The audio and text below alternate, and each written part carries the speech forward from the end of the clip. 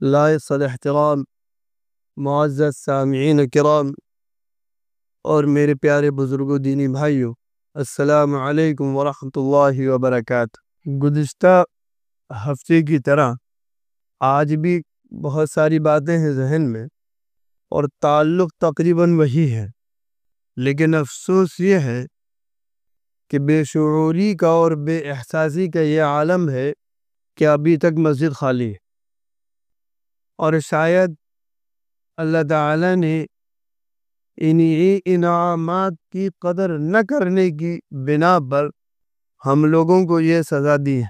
ایک ہے خاص ماحول، اس خاص ماحول میں حق پر کیسے ڈٹا جاتا ہے اور خود کو ٹھہرایا جاتا ہے، کیسے جمع جاتا ہے، ایک تو یہ معاملہ،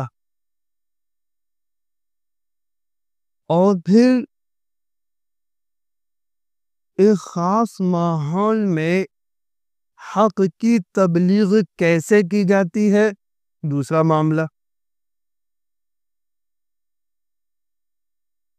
پھر ایک خاص ماحول میں کیا اقدامی شکل ہونی چاہیے، تیسرا معاملہ۔ یہ بات طے ہے، اللہ تعالیٰ نے ہمیں یوں ہی نہیں پیدا کر دیا یا کوئی ہم آٹومیٹک سسٹم سے دنیا میں نہیں آ گئے، بلکہ اللہ نے چاہا ہے اس لیے آئے ہیں، اور جب اللہ نے چاہا ہے اس لیے آئے ہیں تو انہوں نے پورا نظام بھی بنایا، کیا کیا حالات پیش آئیں گے، ان حالات میں آپ کو کس طرح کام کرنا ہے، کس طرح اپنے آپ کو پیش کرنا ہے، وہ بھی بتایا۔ اور شروع سے قرآن کریم میں کئی جگہ اللہ تعالیٰ کے دوست سیدنا حضرت ابراہیم علیہ السلام کا تذکرہ وقتاً فوقتاً آیا ہے حالات کے اعتبار سے، اور وہ سارے حالات کا تذکرہ قرآن کریم میں اس لیے آیا کہ اللہ کے نبی صلی اللہ علیہ وسلم اس کے ذریعے سے سمجھ لے کہ ان حالات میں ہمارے جد امجد نے کیا کیا ہے، اللہ تعالیٰ نے ان کو کیا حکم دیا تھا اور ہمیں کیا کرنا ہے۔ جیسے جس وقت ابراہیم علیہ السلام دنیا میں تشریف لائے، ایک عجیب ماحول تھا کفر و شرک کا، سورج اور چاند کی پرستش ہوتی تھی، پورا معاشرہ بتوں کی پوجا کیا کرتا تھا، یہاں تک کہ سیاسی اعتبار سے بھی انتہائی اتم درجے کو شرک پہنچا ہوا تھا۔ بادشاہ کہتا تھا کہ میں خود اللہ ہوں، نمرود، یہ سیاسی درجے کے اتم، جیسے فرعون نے اپنے زمانے میں کہا تھا انا ربکم الاعلی، تو یہ انتہائی درجے کا بادشاہ خود کہتے کہ میں خود تمہارا معبود ہوں، یہ انتہائی درجہ ہو گیا۔ تو اس ماحول میں سیدنا حضرت ابراہیم علیہ السلام دنیا میں تشریف لائے، اور وہ دیکھ رہے ہیں، بڑے ہو رہے ہیں، ماحول دیکھ رہے ہیں، سمجھ رہے ہیں۔ اللہ تعالیٰ اس وقت ان کو ایک شعور دیتے ہیں، اور پھر اس شعور کے ذریعے سے وہ اس وقت سب سے بات کرتے ہیں، اور کس طرح اپنے آپ کو پیش کرتے ہیں اور جمے رہتے ہیں، یہ ہم لوگوں کے لیے سمجھنا بہت ضروری ہے۔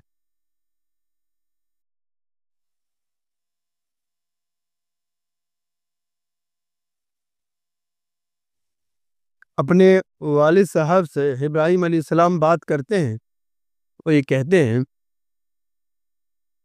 کہ ابا جان، مجھے خاص علم دیا گیا ہے، میں اس خاص علم کی بنا پر آپ سے بات کر رہا ہوں، کیونکہ ظاہر ہے بڑا چھوٹا بڑے سے بات کر رہا ہے، وہ فوراً سوال اٹھ سکتا ہے کہ تو کیا بک رہا ہے، تو نے کہا یأتینی من العلم، مجھے خاص علم دیا گیا ہے اور اس علم کی بنا پر میں آپ سے بات کر رہا ہوں۔ ابا بڑا گڈے، وہی جو اس زمانے میں اپنے اعتبار سے انہوں نے جو کہا ہو، اور بہت سخت سخت کہا، یہاں تک کہ کہا نکل جائیں سے۔ ابراہیم علیہ السلام نوجوان تو تھے، کہا ٹھیک ہے، السلام علیکم، جا رہا ہوں، السلام علیکم، سأستغفر لک ربی، میں اپنے رب سے آپ کی مغفرت چاہتا رہوں گا جب تک کہ مجھے روکا نہ جائے، میں چاہتا رہوں۔ لیکن ابراہیم علیہ السلام نے جب ان کو شعور دیا گیا، اس وقت میں جب ہر اعتبار سے شرک حاوی تھا، اس وقت میں انہوں نے خود کیا کیا، کس حد تک غور کیا، تو اس کو قرآن نے باضابطہ پورے رکوع میں بیان کیا۔ فَلَمَّا جَنَّ عَلَيْهِ اللَّيْلُ رَأَىٰ كَوْكَبًا قَالَ هَٰذَا رَبِّي فَلَمَّا أَفَلَ قَالَ لَا أُحِبُّ الْعَافِلِينَ۔ رات ہوئی، تارے چمک رہے، کہا یہ چمک رہے، واہ، یہی میرا رب ہے۔ صبح ہوئی، بجھ گئے، یہ رب کیسے ہو سکتا ہے، رات کو چمکتا ہے، صبح بجھ جاتا ہے۔ فَلَمَّا رَأَى الشَّمْسَ بَازِغَةً قَالَ هَٰذَا رَبِّي هَٰذَا أَكْبَرُ۔ اس سے پہلے چاند، فَلَمَّا رَأَى الْقَمَرَ بَازِغًا قَالَ هَٰذَا رَبِّي، چاند نکلا، کہا یہ ان سے بڑا ہے، جو کل رات کو نکلے تھے بڑا ہے، کہ یہ میرا رب ہو سکتا ہے، وہ بھی غائب ہو گیا، یہ کیسے ہو سکتا ہے۔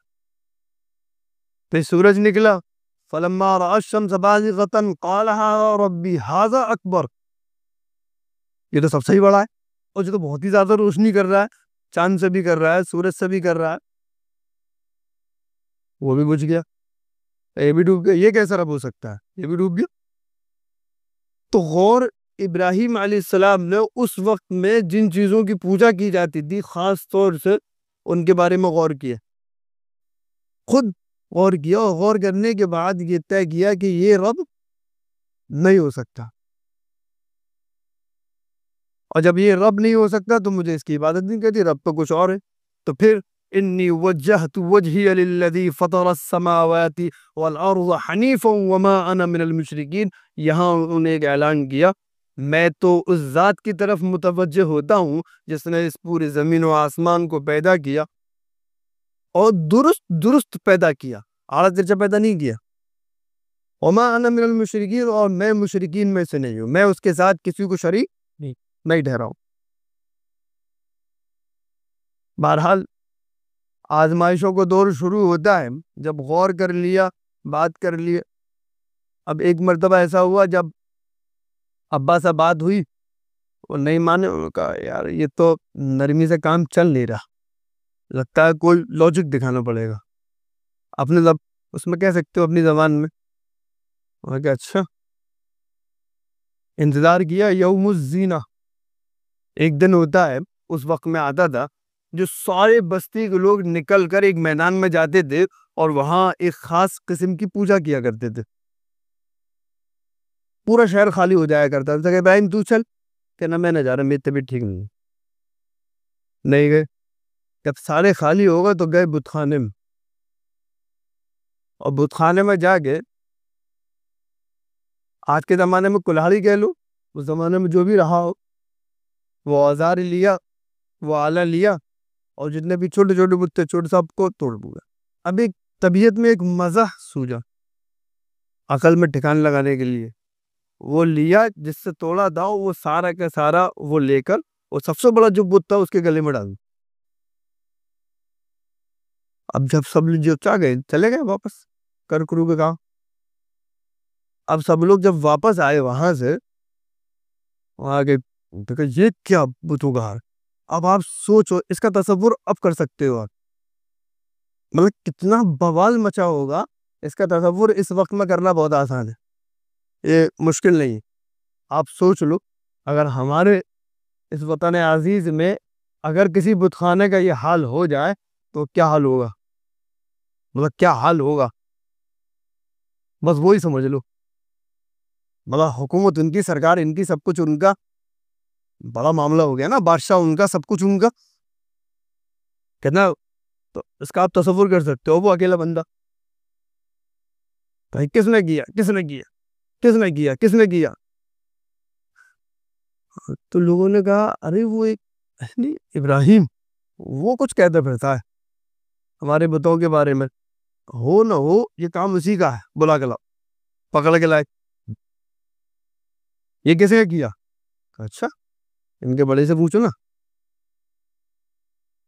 کس نے کیا، یہ کہنے بڑے سے پوچھو۔ ارے جیسے آج کے دور میں کہتے بھائی اگر کوئی جرم ہوا ہے تو جرم کسی آلے سے ہوگا، تو آلہ بھی موجود ہے، جس جرم سے جس آلے سے جرم وہ بھی موجود ہے، اور ثبوت ہونا چاہیے جس نے کیا اس کے گلے میں بھی موجود ہے، دیکھو ایسے پوچھو کہ ابراہیم یہ بول سکتا ہے؟ تو لگا اُفِّل لَکُمْ وَلِمَا تَعْبُدُونَ مِن دُونِ اللَّهِ، وہی پر ہی اسی وقت وہ زب لگا، افسوس ہے تم پر، تم اس کی پوجا کرتے ہو جو اپنی دفاع نہیں کر سکتا،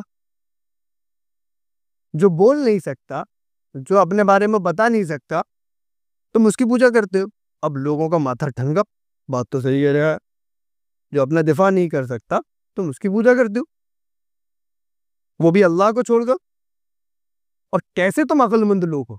افلا تعقلون، حال خیال کیسے تم عقل مند لوگ ہو؟ اب ظاہر ہے سوچنے کا تو سوچنے والا سوچے گا، اب جیسی سوچنا شروع کیا بادشاہ کو کھٹک ہوئی، اب بلا کے لاؤ اس کو۔ بادشاہ نے کہا اس کو سزا دی جائے گی، اس نے بہت بڑی حرکت کی ہے، اس کو سزا دی جائے گی۔ سزا دی کیا دی؟ چلو آگ جلاؤ، وہ جو مشہور ہے کہ ابراہیم علیہ السلام کو آگ میں ڈالا گیا، میں ادھر نہیں لے جانا چاہ رہا، وہ پھر الگ بات الگ نکل جائے گی، تفصیل بہت ساری، مجھے صرف یہ 2-3 باتیں بتانی کہ جس وقت انتہائی شرک، کفر اپنے عروج پر، شرک اپنے عروج پر، معاشرتی اعتبار سے بھی اور سیاسی اعتبار سے بھی، اس وقت وہ بندہ خالص اور خالص اکیلا، کوئی دوسرا بھی نہیں، اور وہ جمع رہا حق پر۔ اگر ہم اس کو آج کے زاویے میں دیکھیں تو تقریباً ہماری یہی کنڈیشن ہونی چاہیے کہ کفر اور شرک عروج پر ہے، ہر اعتبار سے عروج پر ہے، اور اس وقت میں سیاسی شکل بھی اختیار کر چکا ہے۔ تو اس وقت میں ضرورت ہے ہمیں توحید پر اسی درجے میں جمنے کی جس درجے میں حضرت ابراہیم علیہ السلام جمے تھے۔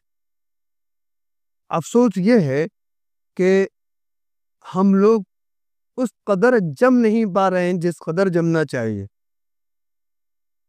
عام طور پہ اکثر شہروں میں جانا ہوتا ہی ہے، اکثر شہروں کی شکایتیں یہ ہیں کہ ہماری گھر کی بچیاں غیر مسلم لڑکوں کے ساتھ جا رہی ہیں، توحید کو چھوڑ رہی ہیں اور شرک کو اختیار کر رہی ہیں۔ اب اس کے جو بھی اسباب ہیں، جو بھی وہ ایک الگ مسئلہ ہے، لیکن یہ ہو اس لیے رہا ہے کہ توحید پر جس قدر جمے رہنا چاہیے ہم لوگ اس قدر نہیں جمے ہوئے۔ کہیں تو لچک ہے، جس لچک کا یہ نقصان ہو رہا ہے، اگر لچک نہیں ہو تو یہ نقصان بھی نہیں ہو۔ اب اسی کو آج کے تناظر میں آئیے، آج کا جو دن ہے ظاہر ہے تاریخی اعتبار سے ایک سیاہ دن ہے، اور تقریباً انہی حالات میں ہے جو حضرت ابراہیم علیہ السلام کے حالات میں، حالات کا اندازہ لگائیے۔ ہماری جس عظیم اور بڑی مسجد کو شہید کیا گیا، ظاہر ہے آپ اس کی تاریخ دیکھیں، ایک تو یہ کہ اس کی تاریخ ہم لوگوں کو موٹی موٹی معلوم ہونی چاہیے، ہر ایک کو، نسلاً بعد نسلاً یہ ذمہ داری ہے، یہ ذمہ داری ہے، چاہے ہزاروں سال گزر جائیں، یہ ذمہ داری ہے ہماری کہ ہر پچھلے لوگ اگلے لوگوں کو بتاتے جائیں کہ اس تاریخ میں اور اس سن میں ہمارے یہاں یہ ظلم ہوا۔ موٹی موٹی سی تاریخ ہے، 1528-29 میں بابر کے حکم پر میر باقی نے ایودھیا میں بابر کے نام سے ایک مسجد تعمیر کی. وہ مسجد اونچائی پر تھی، پہاڑی پر ایک جگہ متعین کی گئی. پہلے عام طور پر جگہ اونچی منتخب کی جاتی تھی. جیسے آج بھی آپ دیکھ لیں جتنی شاہی جامع مسجدیں ہیں وہ ساری اونچی جگہ پر ہے. دہلی کی جامع مسجد دیکھ لو، اگر آگرہ کی دیکھ لو، سنبھل کی دیکھ لو، جہاں جہاں آپ دیکھ لو وہ سب اس وقت کے ابھی اتنی اونچی ہیں، اس وقت کے اعتبار سے تو اچھی خاصی اونچی ہوں گی.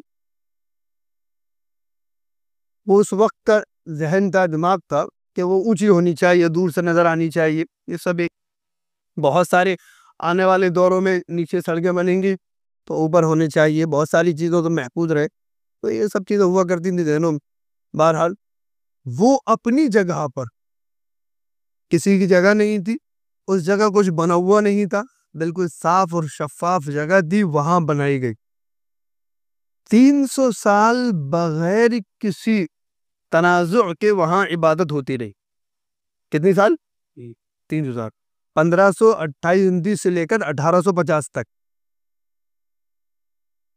1850 میں یہ ایک فتنہ اٹھا کہ اس جگہ پر رام کی پیدائش ہوئی ہے. ایک تنازع اٹھایا گیا اور انگریز عدالت میں یہ مقدمہ ڈال دیا گیا. ظاہر ہے مقدمہ ڈل گیا، لیکن عبادت وہ برابر ہوتی رہی.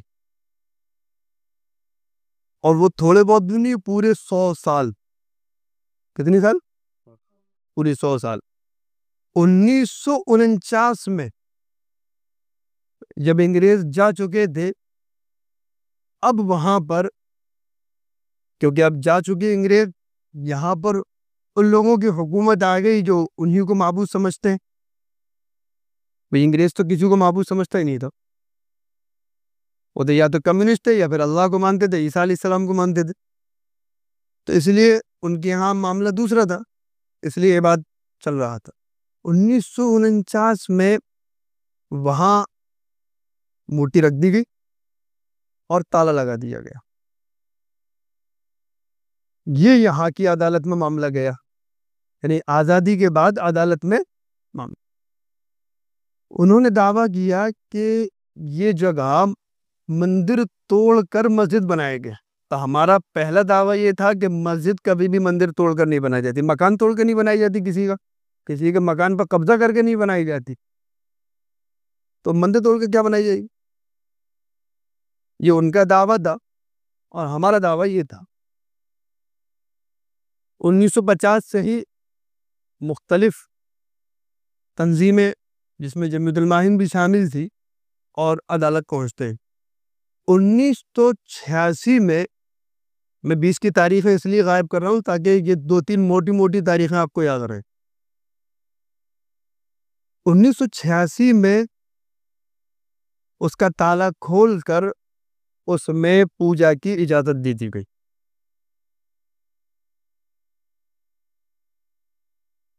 اب اس کے بعد ظاہر ہے معاملہ تو طول پکڑ نہیں. اب وہ طول پکڑا. جمیعت علماء کا نظریہ یہ تھا کہ اس کو عدالت ہی میں اس معاملے کو حل کیا جائے.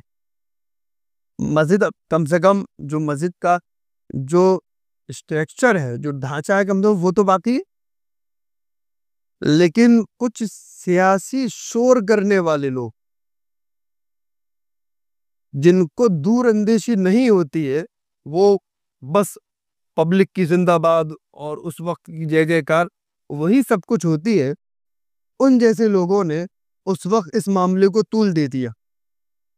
جمیعت علماء منع کرتی رہی کہ ہم عدالت میں لڑتے رہیں گے، اس ملک کا قانون ہے، ہم عدالت میں لڑتے رہیں گے. آپ 1991 میں باضابطہ پارلیمنٹ سے ایک قانون بھی پاس کرا لیا کہ اس مسجد کے علاوہ کسی اور مسجد کو یا کسی اور گرودوارے کو، کسی اور مندر کو چھوا نہیں جائے گا، جو جیسا ہے ویسے ہی رہے گا. یہ قانون بھی سنسد سے باضابطہ پارلیمنٹ سے پاس کرایا گیا. ابھی مسجد اپنی جگہ برقرار ہے، مقدمہ چل رہا ہے. لیکن ایک صاحب، اب نام لینا مناسب نہیں ہے ان کا، جیسے کہ ان کی نقل آج بھی ایک دوسرے صاحب کرتے ہیں پبلک کو مشتعل کرنے میں. تو ظاہر ہے اشتعال کا بہرحال نقصان ہوتا ہے. کیونکہ ہم لوگوں کے اندر جو شعور ہونا چاہیے وہ شعور اس درجے میں ہے نہیں، لہذا سامنے والے متحد ہو جاتے ہیں۔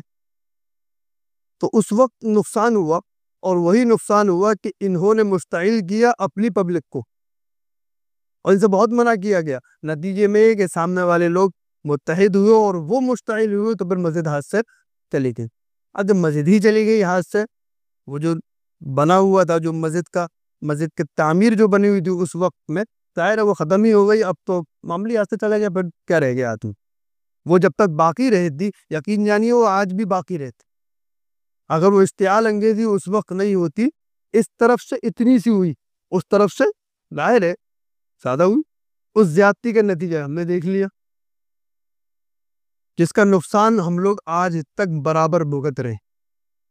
لیکن اس پس منظر میں 1986 میں تالا کھولا گیا، 92 میں مسجد کو شہید کر دیا گیا۔ یہاں پر ایک مسئلہ ہے۔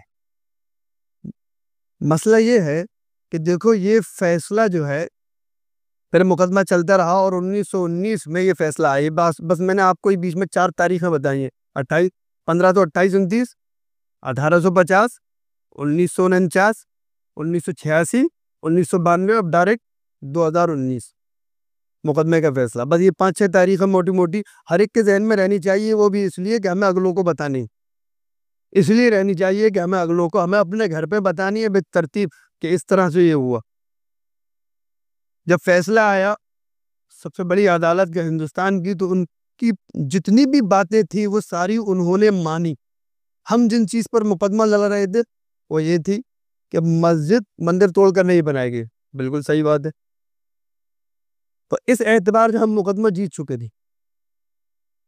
وہ ان کا دعویٰ یہ تھا کہ مسجد مندر توڑ کر بنائی گئی ہے، ہمارا دعویٰ یہ تھا کہ مسجد مندر توڑ کر نہیں بنائی گئی، ہم جیت چکے تھے۔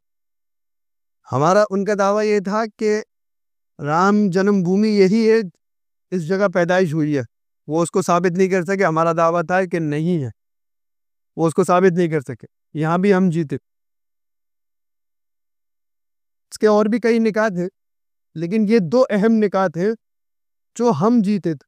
لیکن اس کے باوجود انہوں نے فیصلہ یہ دیا کہ یہ سب چیز صحیح ہے اپنی جگہ، لیکن ہم فیصلہ یہ دیتے ہیں کہ یہ جگہ مندر کے لیے دے دی جائے۔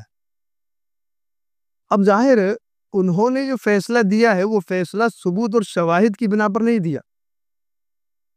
انہوں نے فیصلہ، اب وہاں آ جائیے حضرت ابراہیم علیہ السلام کی طرف، تو انہوں نے فیصلہ دیا ہے نمرود والی کنڈیشن میں، کہ جس وقت ماحول کے اعتبار سے بھی شرک بہت زیادہ تھا، گھر گھر کے اعتبار سے بہت زیادہ تھا، اور سیاسی اعتبار سے بھی شرک انتہا کو پہنچ چکا تھا، کیونکہ وقت کے بادشاہ نے معبود ہونے کا دعویٰ کر دیا تھا۔ وہی کنڈیشن اس وقت بھی کہ عقیدت کے نام پر یہ فیصلہ دیا گیا، کیونکہ انہیں معلوم ہے کہ اس وقت کا جو بادشاہ ہے وہ بادشاہ تقریباً اسی نظریے کا ہے جس نظریے کا نمرود تھا۔ لہذا فیصلہ دیا گیا، اور فیصلے پر آنن فانن تیاری تھی، اس پر عمل کیا گیا۔ یہ تو رہا ان کا معاملہ۔ اب رہا مسئلہ خانہ کعبہ، بیت اللہ جس کو ہم کہتے ہیں۔ بیت اللہ کے اندر جب اللہ کے نبی صلی اللہ علیہ وسلم مبعوث ہوئے تھے، ایک تو پیدا ہوئے تھے، اس وقت تو بت رکھے ہی رکھے تھے، لیکن جب آپ مبعوث ہوئے، نبی بنا دیے گئے، اس وقت بھی بیت اللہ میں بت رکھے ہوئے تھے۔ آپ یہاں دعوت و تبلیغ کا کام کرتے رہے، چھوڑ کر مدینہ گئے۔ مدینے سے جب واپس آئے 10 سال میں، تب آپ نے وہاں سے بتوں کو اٹھایا ہے۔ تو 1-2 بت نہیں تھے، کتنے بت تھے؟ 360 بت تھے جو خانہ کعبہ کے اندر رکھے ہوئے تھے، اور آپ نے ایک ایک کر کے سب کو اٹھایا۔ وَقُلْ جَاءَ الْحَقُّ وَزَهَقَ الْبَاطِلُ إِنَّ الْبَاطِلَ كَانَ زَهُوقًا۔ آپ نے ایک ایک چھڑی سے، اپنی چھڑی سے ایک ایک کو اٹھایا۔ بیت اللہ بت رکھنے کے باوجود بیت اللہ تھا، اس کی حیت نہیں بدلی تھی، اس کی شکل نہیں بدلی تھی۔ وہ تب بھی طواف ہوتا تھا، بعد میں بھی طواف ہو ہی رہا ہے۔ بتوں سے خالی ہو گیا تب بھی بیت اللہ۔ یہ بات یاد رکھیے، مسجد کی کتنی بھی شکل بدل دو، مسجد بہرحال مسجد ہے۔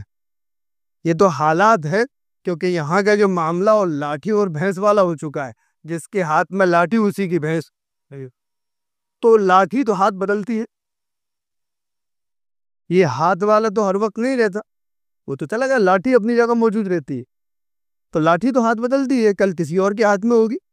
وہ 300 سال 400 سال عبادت ہوئی، پھر ہاتھ سے چلی گئی. ہو سکتا ہے 200-300 سال اور حالت میں رہے، جب خانہ کعبہ دوسری حالت میں رہا اور سالوں سینکڑوں سالوں اس میں بت رہے، ایک لمبے عرصے تک اس میں بت رہے، پھر وہ صاف ہو گیا. تو یہ تو اللہ کا نظام ہے. ہو سکتا ہے ہم نہ ہو، لیکن ہاں اگر ہم نے تاریخ کو فراموش کر دیا اور ہم اپنی نسلوں کو بتا کے نہیں گئے تو ضرور کچھ نہیں ہوگا. وہاں یہ ہماری ذمہ داری ہے کہ ہم اپنی نسلوں کو تاریخ بتاتے رہیں، تو انشاءاللہ کبھی نہ کبھی تو کچھ ہوگا. آج نہیں ہوگا، 200 سال بعد ہوگا، 400 سال بعد ہوگا. کبھی تو لاٹھی ہاتھ بدلے گی. جب لاٹھی ہاتھ بدلے گی تو پھر حالات بھی بدلیں گی، اور جب حالات بدلیں گے تو ظاہر ہے جس طرح سے بیت اللہ میں بت نہیں رہے، انشاءاللہ وہاں بھی نہیں رہیں گے. لیکن یہ تو رہا وہ مسئلہ اور معاملہ تاریخی اعتبار سے کہ ہمیں کس طرح جمے رہنا ہے توحید پر، چاہے کتنے مشرکانہ حالت، چاہے کتنا ہمارا معاشرہ ہمارا ماحول شرک میں ڈوب گیا، پھر بھی ہمیں جمے رہنا ہے توحید پر. یہ تو سبق ہے ہمارے لیے. لیکن ان حالات کے اندر بھی ہمارے شعور کا عالم یہ ہے کہ مسجد آج جیسے دن میں، جبکہ سب کو معلوم ہے کہ آج یوم سیاہ ہے، کہ ہم لوگ کچھ زیادہ عبادت کر لیں، کچھ پہلے آ جائیں، تو بھی کنڈیشن یہ ہے کہ مسجدیں ابھی تک خالی. تو جب یہی حالت رہے کہ مسجدیں ابھی تک خالی ہیں اور اتنے گئی گزری حالت میں بھی خالی ہے، تو پھر وہی جملہ ہے کہ جب انعامات کی قدر نہیں کرو گے تو یہ نہیں رہیں گی. آپ اس کی بات کر رہے ہو، یہ چلی جائیں گی ہاتھ سے. اس لیے ان مساجد کی قدر کر لو. اللہ تعالیٰ نے بنوا دی ہے، ان کی قدر یہی ہے جس مقصد کے لیے یہ استعمال کی جاتی ہے. مساجد جن مقاصد کے لیے استعمال کی جاتی ہے ان مساجد کو استعمال میں لاؤ. مساجد صرف ہم لوگوں نے ایک بات اور ہے ہم لوگوں کی، عام طور پہ ہم لوگوں نے یہ ذہن بنا لیا ہے کہ مسجدیں صرف نماز پڑھنے کے لیے. اب ظاہر ہے مسجدیں صرف نماز پڑھنے کے لیے ہیں تو ہم لوگ نماز پڑھتے رہیے، نہیں بھی پڑھتے، اور اکثر پڑھتے ہی نہیں ہیں. اور جب اکثر پڑھتے نہیں ہیں تو کنڈیشن یہی ہے مسجدوں کی خالی رہتی ہیں عام طور. اور اگر ہم مسجد کو علاقائی سینٹر بنائیں اس اعتبار سے کہ مسجد پورے علاقے کی نگراں ہو، پورے علاقے کی خیر خواہ ہو، پورے علاقے کے ریلیف کام وہ مسجد سے ہوتے ہو، اتنے اچھے کام وہ مسجد سے ہوتے ہو جو اللہ کے نبی صلی اللہ علیہ وسلم کے زمانے میں ہوا کرتے تھے. تو جب مسجد اس معنی کر ایک سینٹر ہو جائے گی، ایک مرکز ہو جائے گی، تو مسجد سے ہر وقت ہم لوگوں کا جڑاؤ رہے گا. اور جب ہر وقت جڑاؤ رہے گا تو ظاہر ہے نماز پڑھنا بھی ہمارے لیے آسان ہو جائے گا. تو اس لیے مرکزی جو کام ہے، خاص طور سے جیسے ایک علاقے کی ایک مسجد ہوتی ہے، اب اس علاقے میں کتنی بیوائیں ہیں، اس علاقے میں کتنے ایسے بچے ہیں جو پڑھنا چاہتے ہیں لیکن حالات کے اعتبار سے پڑھ نہیں پا رہے ہیں، ایسے کتنے دیانتدار لوگ ہیں جو روزگار کرنا چاہتے ہیں لیکن پیسے نہیں ہیں. بہت ساری چیزیں. تو مسجد جو ہے صرف اس لیے نہیں ہے کہ خالی آپ آئے نماز پڑھی اور چلے گئے. تو ہم تو نماز پڑھتے نہیں ہیں، اس لیے مسجد کا اتا پتہ بھی نہیں، اس لیے مسجدوں کی اہمیت بھی نہیں ہے. اس لیے ان سب باتوں پر بھی توجہ دینے کی ضرورت ہے کہ مسجد کو بحیثیت ایک مرکز، بحیثیت ایک سینٹر ہم استعمال میں لائیں، اور ہر وقت عوام کا، افراد کا جوڑاؤ کسی نہ کسی شکل میں مسجد سے رکھیں. تو امید یہ ہے کہ مسجد بھی بھرے گی اور انشاءاللہ وہ حالات بھی نہیں آئیں گے جن حالات کا ہمارے بڑوں نے سامنا کر لیا. اللہ تعالی ہر طرح کے برے حالات سے ہم سب کی حفاظت فرمائے، اور مساجد کا جو صحیح استعمال ہے وہ ہم سب کو کرنے کی توفیق عطا فرمائے. ہر معاملے میں ہم لوگوں کو بہتر فیصلہ لینے کی توفیق عطا فرمائے. ہر طرح کے ظاہری اور باطنی فتنے سے ہم سب کی حفاظت فرمائے. آخر دعوانا الحمدللہ رب العالمین.